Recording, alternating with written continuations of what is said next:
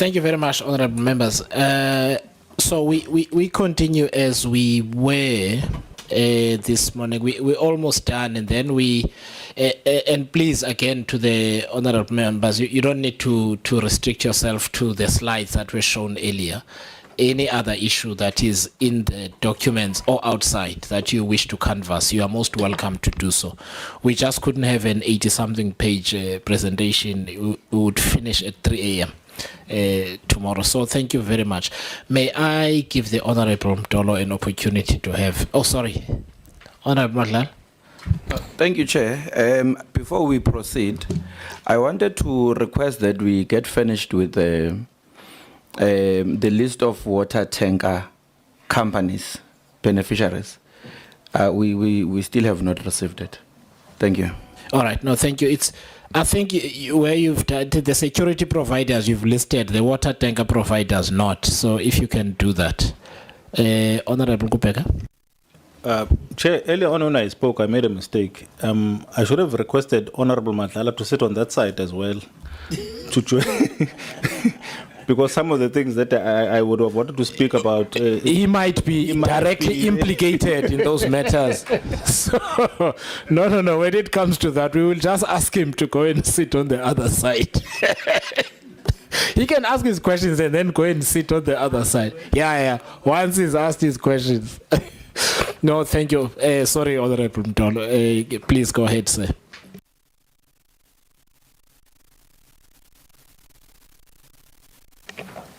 Thank you.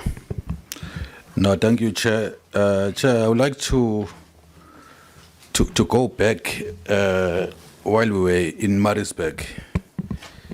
I raised an issue that I would like to make a follow-up on it about Mrs Dwenza. You made an undertaking as management of Ethekwini that you were going to make follow-ups and come back to us with the details. While actually you were still going to respond, I would like to know actually about Miss Magewu, who also once acted in her position. I understand that actually so she acted immediately after Miss Dwenza was suspended. And I would like actually to know about her qualifications during that time when actually she acted in Mrs. Dwenza's position.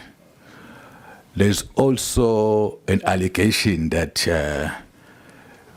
Miss Magewu was not qualifying in terms of acting in that position because of her qualifications and experience as well, because in terms of the position itself, it needed 8 years experience, which actually she didn't have.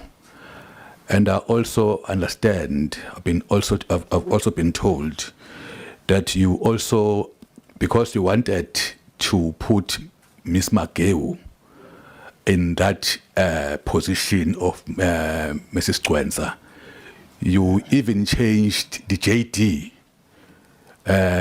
so that Miss Magewu will qualify to be appointed in the position of Mrs. Dwenza. And I would like to know actually whether it is your policy as a municipality if you just change JDs at any time if you want to appoint someone.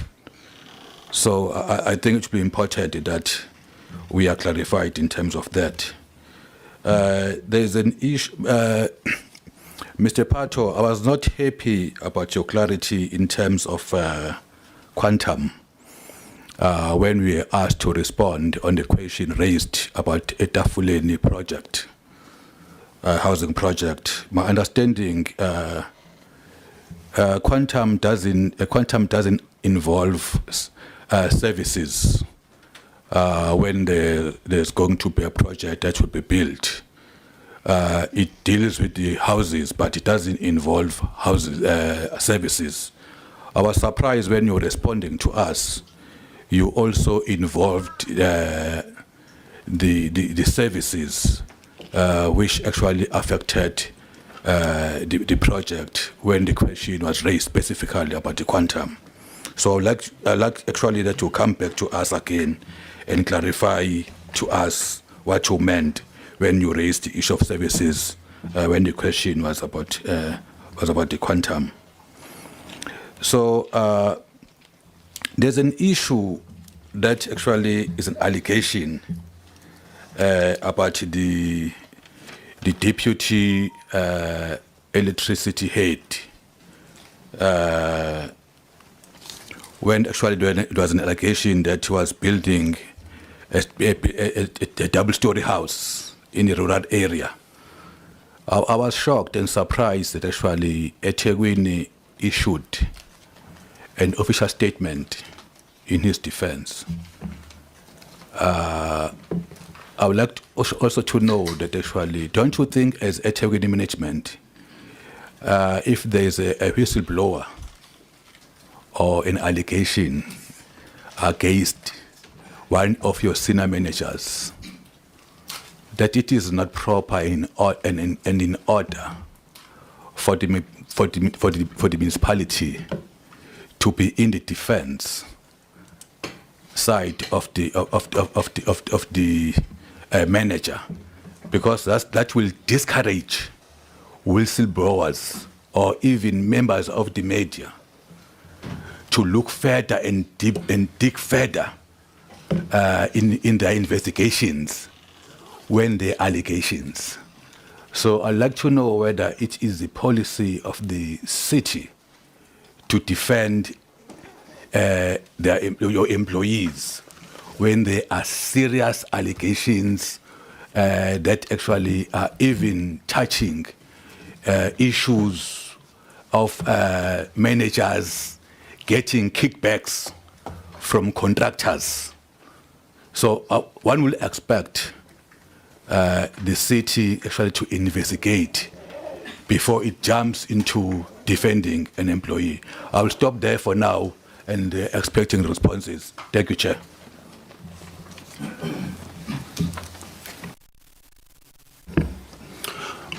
Honorable Member Dolo, thank you very much for those questions.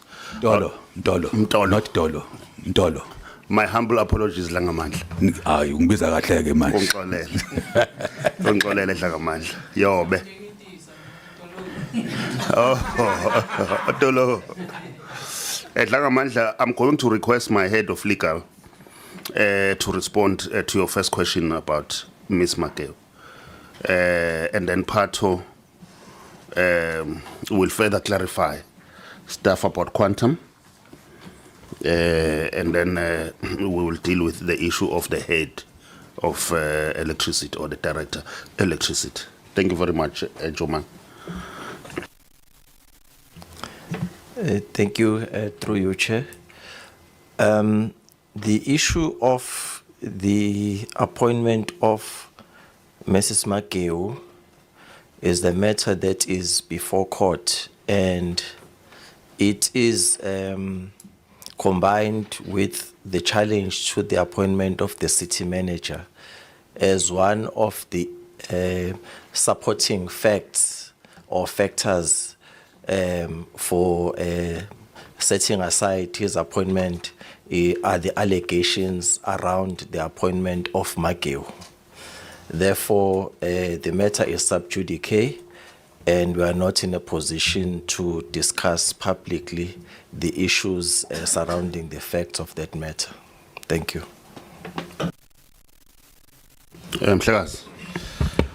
Sorry, can I just, I'll stop there, I'll pause there. Can we just pause the clock? So I just need to understand. So when you say the matter is sub judice, is it, so have you thought about that in relation to parliamentary privilege? Because even if a matter is is in the courts, it does not stop Parliament from inquiring into the same in line with the separation of powers. Because a trial, for instance, in the case of a trial, may go on for 5 years. You see where the difficulty could be. And as long as that matter is going on, it means Parliament cannot ask the questions that it needs to ask. So I'm just asking you to reconsider your position. Thank you. I'm aware of a parliamentary privilege, but it does not apply to me. This matter is being broadcast publicly. That's why I said we are not in a position to share publicly facts around those issues. But if the matter is being held, say, in committee, I'm using a phrase engekho correct, but if it's not public, then we'll be in a position to discuss those factors. But if we are to discuss those matters publicly, probably we may have to take legal advice before we do so, because we don't want to make pronouncements that can be used against us in the subsequent court hearings, maybe if they are not consistent with what is on our affidavits. Thank you. Okay, so we sought legal opinion on this matter. So we had the not on this particular matter, but in terms of the legislation. So I am going to share Parliament's position in this way. Nothing that anyone here says can be used against them, except in an instance where the only criminal implication that exists is in a case where someone has lied before Parliament, has deliberately misled Parliament. It otherwise cannot be used. I think it falls upon the person who's appearing to be consistent in their version of what happened. So it's not for us to be apprehensive about whether you're going to contradict yourself. That's not our concern.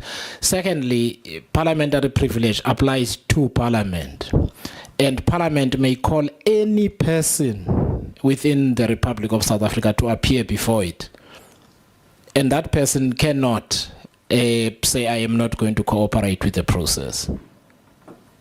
Now, if there is a specific legal jeopardy that you are worried about, I think you may state it, but a position of blanket refusal on account of the fact that the matter is serving before another branch of the state doesn't work like that here. It genuinely, I'm not lying to you, because that would hamper the ability of Parliament to do its work. You get where I'm coming from. So if the legal dispute lasts 4 years, it means Parliament can never touch it. That's why that requirement exists. So I would encourage you to deal with the question. Thank you, Chair. Before I do, may I take legal advice first? May I contact the lawyers who are representing us on this matter, and then I'll come back and deal with the matter. Okay, as long as you deal with the question, because you will deal with the question yet. This position is the position. They must just not encourage you to get yourself into a position where you are not cooperating with this process, because then that will have its own implications. Honorable Plus? Just a small point on this one. Is the member you're engaging now, is he not the head of legal of the city? So I'm really confused when he wants to seek legal opinion, when he's the one who's supposed to be giving legal opinion to the city. So that's a concern. But also too, Chair, I think you've clarified this thing, that the mistake they are making in issues of sub judice is that the courts are our branch. So we are part of the state. So you cannot say to us that we cannot discuss an issue here that is sitting in another branch of ours. So this issue must be dealt with. And this thing also, Chair, I think you need to dismiss it. We can't ask the person who's advising the city on legal matters that he must go and seek legal matter. No, it doesn't work like that. All right, thanks, Honorable Blosse. Just a follow-up. Chair. I am worried that all of follow-ups on Honorable Mdolo's 10. Yeah, just a small clarity as well, Chair. This matter was brought up in COGTA in January, and then all we took interest on the matter. And our understanding when this matter was discussed is that the matter that he's talking about as a legal office of Ethekwini is not the matter that you are talking about here, the raised one by Mdolo. There are two matters. The matter that is in court now, according to our own information as COGTA, is the matter that Miss Dwenza took the municipality to court when she was acting there. What Honorable Mdolo is asking is about the processes when Miss Dwenza was subjected to the process of disciplinary, because she's got so many issues, and she sent it to the COGTA Portfolio Committee to say, please, she was watching when it was deliberated upon in Pietermaritzburg, and she said, no, these are the facts. So the matter that you are interested in is to know if the council or the matter was deliberated on accordingly and it was fair to her, because she told us that no, in fact, when she was about to take a stand, she was dismissed. Those are the things that we even asked way back when we visited Ethekwini with other cases of this nature. So there are two separate matters. All right, thanks, Honorable Mdolo. Let me hand the mic back to you. No, thanks. Njoman, I'm not casting aspersion on you or doubting your profession, but I'm obliged to ask this question based on your responses. Are you registered with Legal Practice Council? Yes, I am. I was admitted as an attorney of the High Court on the 14th of February, 2000. Okay. No, thank you, Chair. All right, so can you please proceed then with the answer, sir, please? That matter that you said was subject to care, or are we done now with it? We're not. So can you please provide us with an answer?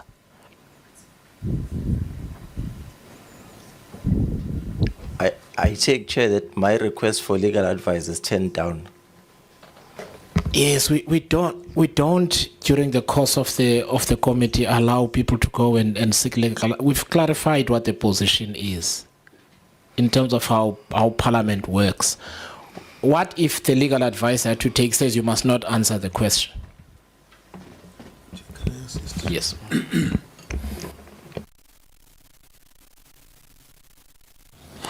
Thank you, Chairperson. Maybe let's assist a bit with Mr. Mhlongo. There are basic issues that relate to what took the matter to court. What are the disagreement that landed the matter in court?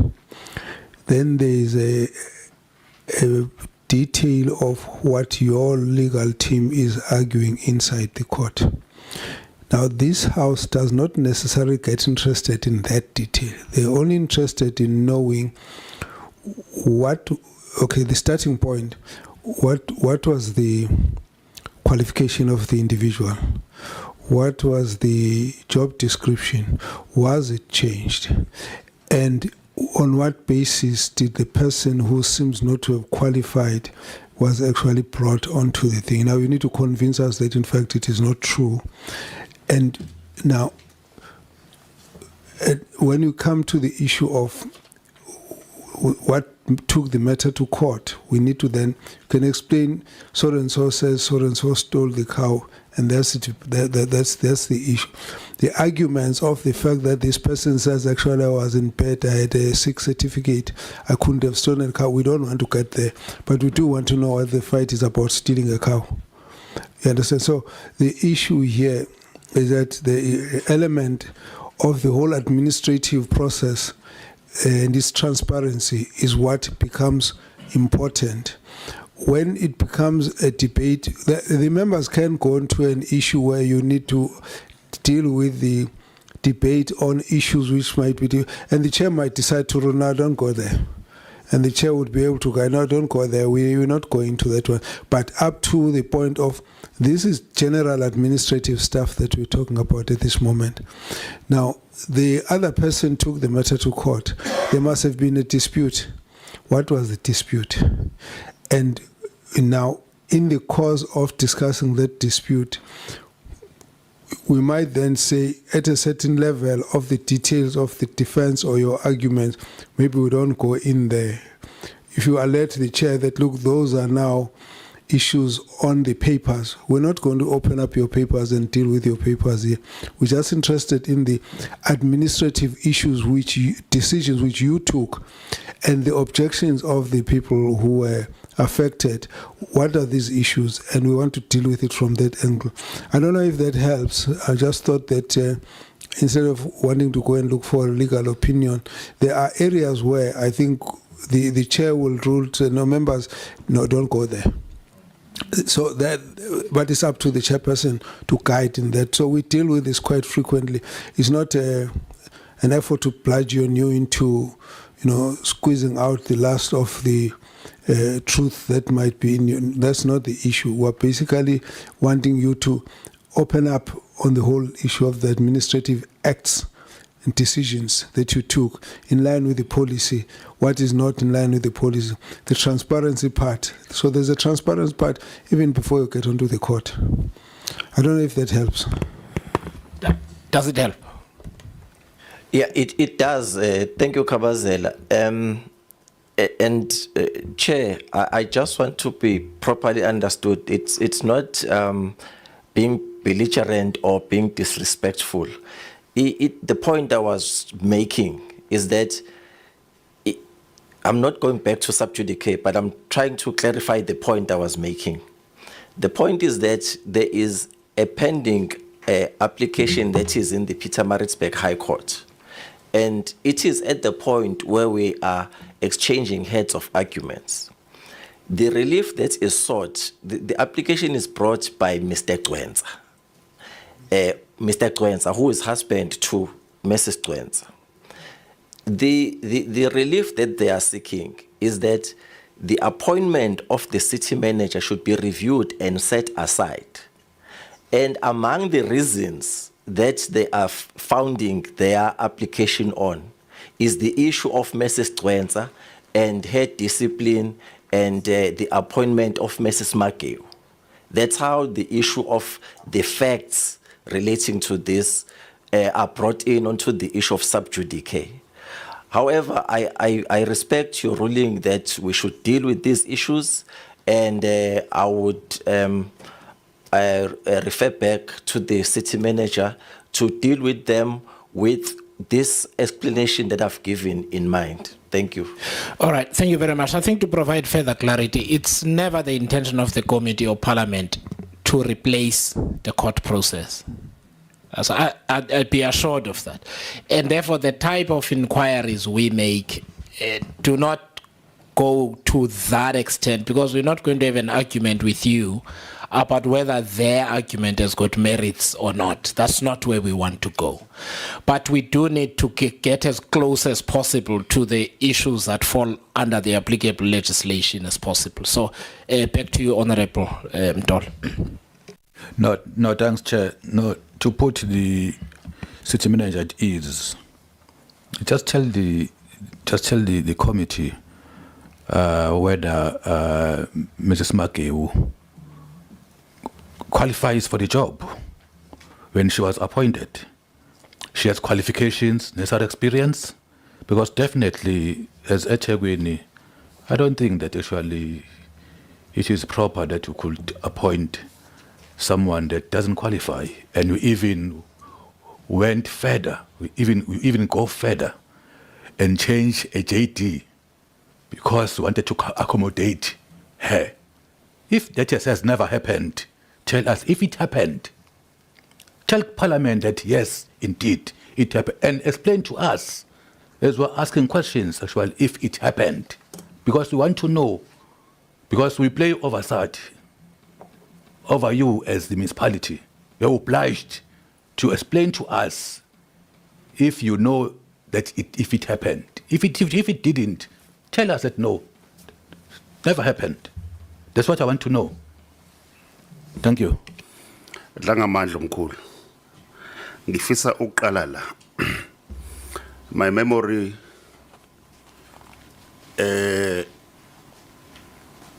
seems to remember that when I answered it in PMB, there was no other follow-up still to be made in the meeting that was chaired by Kabazela. Kodwa mangabe ukuthi ngiyithole wrong ngiyaxolisa, because I thought sasichazile sayiqeda. But let me go to the specific questions. Let me go to the specific questions.